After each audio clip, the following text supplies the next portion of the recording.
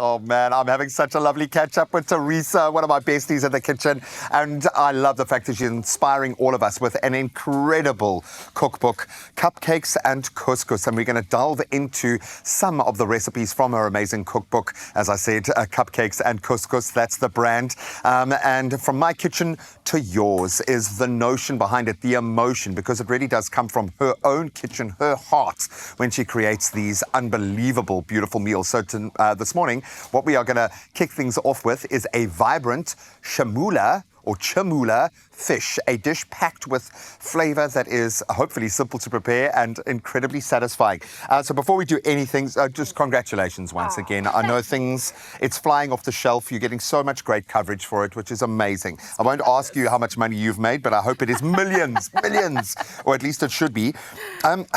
When you go through a process like this, creating a cookbook, and now that it's living its own life, it's not in your hands anymore. How does that feel when you see these leaving the shelves? It's quite something. Look at it. It's really, well, first of all, it's an amazing feeling to see it out in the wild, you know, walking into a bookshop and seeing it there. I still pinch myself.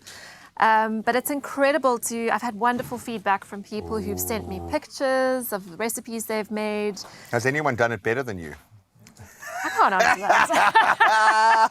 Because you're going to be inspiring a generation of chefs. I'm going to go straight to the gorgeous, there we go. Look at that. That is what we are going to be creating today. This is from the Super Suppers chapter. So there's a whole chapter of supper inspiration for us working parents who need something yummy and easy. I was going to ask you for that motivation because it really is from your kitchen to theirs, ours, mine. Thank you so much for that. When you kind of have to solidify the idea and have that backbone, excuse the pun, running through the book, you've got to be quite intentional about that because it's got to land as one notion. Exactly. How hard was that? Or was it just like, I know what I want to make and I've got a list of a million different things, hopefully I can squeeze them all in? Actually, the problem was I had too many ideas and I had to kind of whittle it down. But I was very lucky. I didn't start with a blank page. I had lots of ideas. I had lots of notes. So it was really just a case of going, right, have I ticked all the boxes? Is there something for the meat lovers, for the veggie lovers, for the vegans? I really wanted there to be something for everyone. And I suppose that's the advantage of, it definitely is. And I think we better jump right in here because I love the fact that you get to wake up with people every morning and kind of know what people want. So that our part of the journey has also informed us, which makes me so proud. Chermoula, explain to me, while you get going, what is a Chermoula? Am I even saying it right? It's, I say Chermoula. I hope that's correct. Okay, I like that. It sounds like a dance move or something. Chermoula, it sounds more dramatic, jazzy. like moolah, like money. Even better. Yeah, exactly. It's essentially a herb sauce or a marinade. Herbs are the main ingredient. And the other distinctive characteristic about it is that it has lemon in it. So that's why it's particularly good with fish. So it's got the acidity. It's got that zestiness. And the herbaceous, the zestiness all works beautifully with a fish. So and with a bit of spice. And you can almost imagine it's going to start cooking and informing the texture of the fish before you even started cooking the fish because of the acidity and it's absolutely beautiful.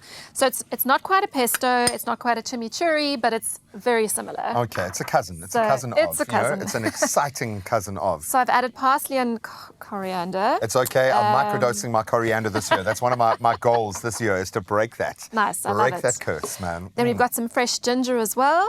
And I've added some lemon juice. You can add a bit of zest. If you really love the lemon, you can pop that in as well. And then we've got our spicy element as well. So some cumin, some coriander, some smoked paprika, which I absolutely love.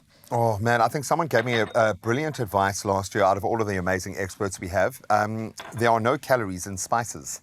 Flavor. Go for Don't it. sell yourself add short. it all in. I mean, that is so wholesome. There can't be many calories in that. Beautiful. We are going to add olive oil. So granted, there will be a few there. But listen, it's worth its weight in gold, which is its beautiful color. Yeah. In terms of its anti-inflammatory properties, honestly, replace your medication with olive oil. And I'm going to say that with absolute confidence because it is that powerful. And we need something to kind of get it all lubricated and mixed together. Now, do you think this blender is going to be kind to us today?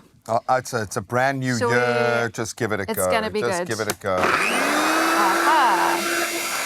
I like the way it just very dramatically starts to edge its way down. There we go. Shake. There's nothing wrong with a little extra elbow grease at this time of the year. No. And for something like this, I wouldn't be upset if it is You know, you've got so many beautiful flavors combined there. They're going to work beautifully complementing each other. I'm not too worried. Could we even add maybe a tiny drop of water? What would you do to... Yes. And this is one of those I kitchen think, hack elements. yeah, normally when it's not blending quite right, it just needs a little bit of extra fluid. Water would be perfect, another splash of oil. You just want to get it into a nice paste consistency. And I think it's to get the flavor and the texture as liberally. You can pick the whole thing up and just shake it like a... There we go, it's going.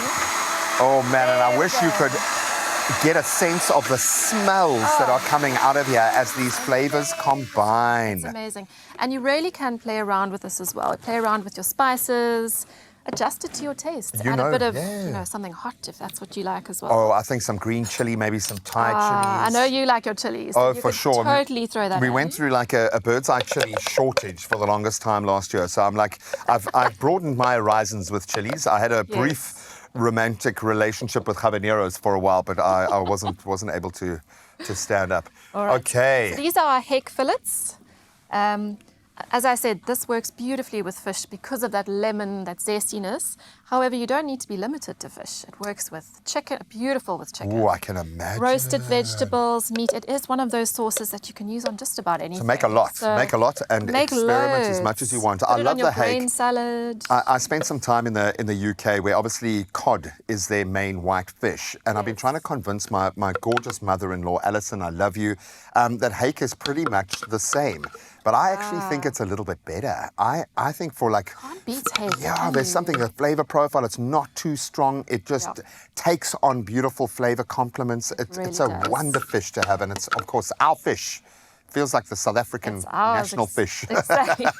And when it comes to the skin, it's totally your preference whether you want to leave it on, take it off. It's I completely crisp up it to up, you. man. I go full Crisp it up. reality cooking show on my skin. And there we go. That's I mean, it. how quick was that? So I've just put the fillets in, Chermoula on top, and then pop it in the fridge for 1 to 2 hours. Just let it marinate and get those flavors in there. If you're in a huge rush, you can bake it straight away, but otherwise, let it sit. And I think the acidity in this is going to start breaking down. Those enzymes are going to do their job. For the Exactly. cooking process, I'd be terrified to overcook this because it's so light and delicate. How do we That's it. cook it? 15 to 20 minutes in the oven at 200 degrees, but just check it. Obviously, if you have bigger pieces, they will cook for longer. If they're the little thin fillets, start with 10 and then check.